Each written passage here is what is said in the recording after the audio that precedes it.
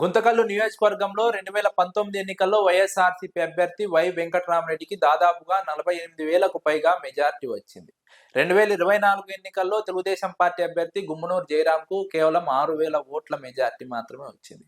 ఈ రెండు మెజార్టీలను పరిశీలించినప్పుడు ఇక్కడ వైఎస్ఆర్సీపీకి ఉన్నటువంటి పట్టును అర్థం చేసుకోవచ్చు. ఇక్కడ వైఎస్ఆర్సీపీకి పట్టు ఉంది కాబట్టే 2019 ఎన్నికల్లో ఆ స్థాయిలో మెజార్టీ వచ్చింది. కానీ గత ఎన్నికల్లో ఓడిపోవడానికి ప్రధాన కారణం వైఎస్ఆర్సీపీలో ఉన్నటువంటి గ్రూపు విభేదాలు కావచ్చు, లేదా రాష్ట్ర వ్యాప్తంగా వీచినటువంటి గాలి కావచ్చు. అది కూడా ఇంకో జిల్లా నుంచి ఇక్కడ అభ్యర్థిని తీసుకొచ్చి నిలబెట్టాల్సినటువంటి ఒక పరిస్థితి తెలుగుదేశం పార్టీకి వచ్చింది. వాల్మీకి బోయ సామాజిక వర్గానికి చెందినటువంటి గుమ్మనూరు జయరాం ఇక్కడ పోటీలో నిలబెట్టడం కారణంగానే అంతో ఇంతో వాల్మీకి సామాజిక వర్గం ఓట్లు పడి గుమ్మనూరు జయరాం చావు తప్పి కన్ను లొట్టుపోయినట్టుగా 6,000 మెజార్టీతో గెలిచారు. లేదంటే వైఎస్ఆర్సీపీనే ఇక్కడ గత ఎన్నికల్లో గెలవాల్సి ఉండేది. ఇక్కడ జనసేన పార్టీ ఓట్లు కూడా తెలుగుదేశం పార్టీ గెలవడానికి కొంత సహాయ సహకారాలు అందించాయి. లేదంటే తెలుగుదేశం పార్టీ గెలిచేది కాదు.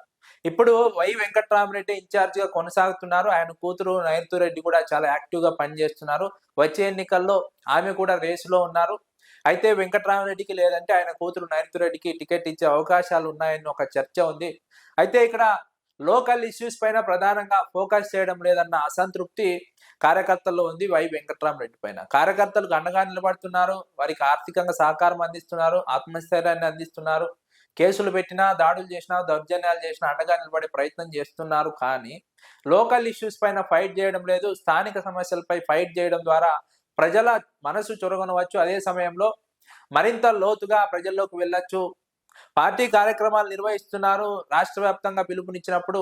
కానీ లోకల్ సమస్యలను ఫోకస్ చేయడం లేదు. లోకల్ సమస్యలను ఫోకస్ చేయడం ద్వారా, ఎమ్మెల్యే అవినీతి అక్రమాలను ఎండగట్టడం ద్వారా, ఎమ్మెల్యే లేదా తెలుగుదేశం పార్టీ బాధితులకు అండగా నిలబడడం ద్వారా మరింత లోతుగా ప్రజల్లోకి వెళ్ళొచ్చు, ప్రజల అభిమానాన్ని చురుగొనవచ్చు అని విశ్లేషకులు అంచనా వేస్తున్నారు.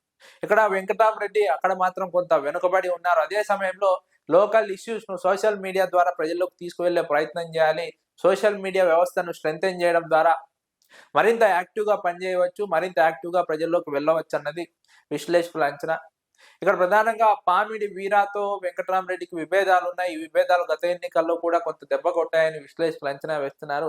పామిడి వీరాను కలుపుకొని వెళ్తే ఇక్కడ వచ్చే ఎన్నికల్లో వైసీపీ అభ్యర్థిగా నైరుతిరెడ్డి పోటీ చేసినా, వెంకటరామరెడ్డి పోటీ చేసినా, మరొకరు పోటీ చేసినా విజయం తథ్యమని విశ్లేషకులు అంచనా వేస్తున్నారు. ప్రధానంగా ఇక్కడ గ్రూపు విభేదాలను పరిష్కరించుకోగలిగితే, సమసిపోయే విధంగా వ్యవహరించగలిగితే, కలుపుకొని వెళ్లే విధంగా ప్రయత్నించగలిగితే వైఎస్ఆర్సీపీకి చాలా అడ్వాంటేజ్ గా ఉంటుందని విశ్లేషకులు అభిప్రాయపడుతున్నారు. ఎందుకంటే ఇది వైఎస్ఆర్సీపీకి ఎడ్జ్ ఉన్నటువంటి ప్రాంతం, పట్టున్నటువంటి ప్రాంతం.